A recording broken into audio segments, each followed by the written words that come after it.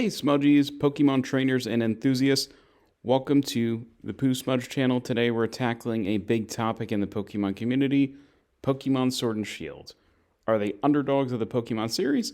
I'm here to say that they might just be, so grab your Pokeballs. We're going to go on a journey to uncover the hidden gems of these games.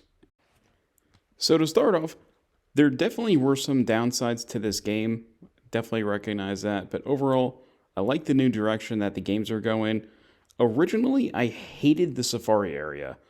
Really didn't like it. I thought it would be way too condensed. It wouldn't let you explore enough. But after playing through and playing games where this does not exist, I've grown to love it. So, as these worlds get bigger, having a centralized place to catch Pokemon just became very convenient. And it kind of allows you to sort of pick what you want to catch to an extent. You can see different varieties, really design your lineup a little bit more efficiently, and have a great time in that Safari Zone. On top of that, it's great for training. You don't need to walk around a whole bunch to find other Pokemon to fight and gain experience. There are a bunch of trainers in the area too, a bunch of items that you can get, and the variety of Pokemon overall was great as well. Walkability for such a large area felt well designed. It didn't really ever feel like you were walking too far to anything, and the different areas of the zone felt well planned out as well. Next, the new gym challenges. They kind of reminded me of the TV show, right? In the Pokemon TV show, Ash has to complete some sort of challenge usually or task before fighting the gym leaders. And it doesn't necessarily always mean that they have to fight other trainers, but it could be something like rounding up Mareeps for some kind of farmer, right?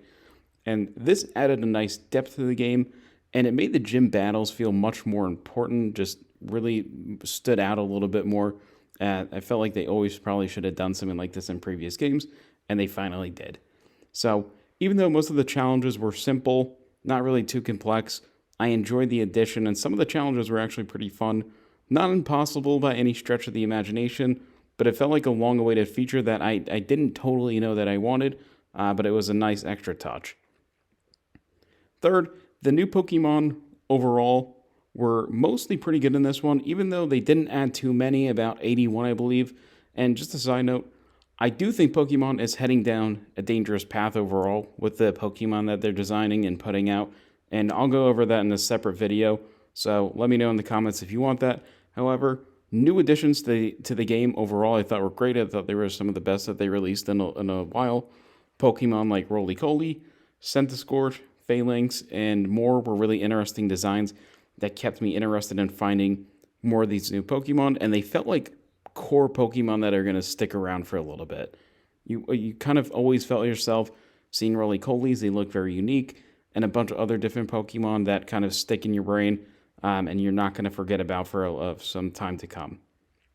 And next point I would have is that this is not a part of the main game, but I thought the DLC was actually pretty fun as well.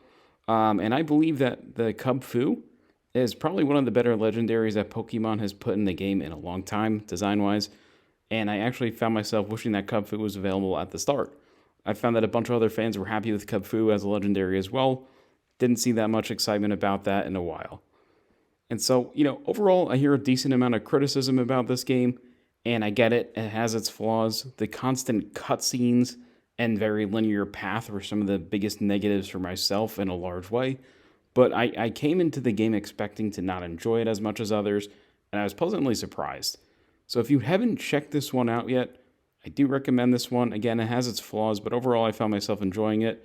There are a few glaring issues with Pokemon overall right now, though, that I believe have the potential to possibly destroy the entire franchise. I'll be dropping a video of that soon. Subscribe so you get notified about it. Toodles, Smudgies.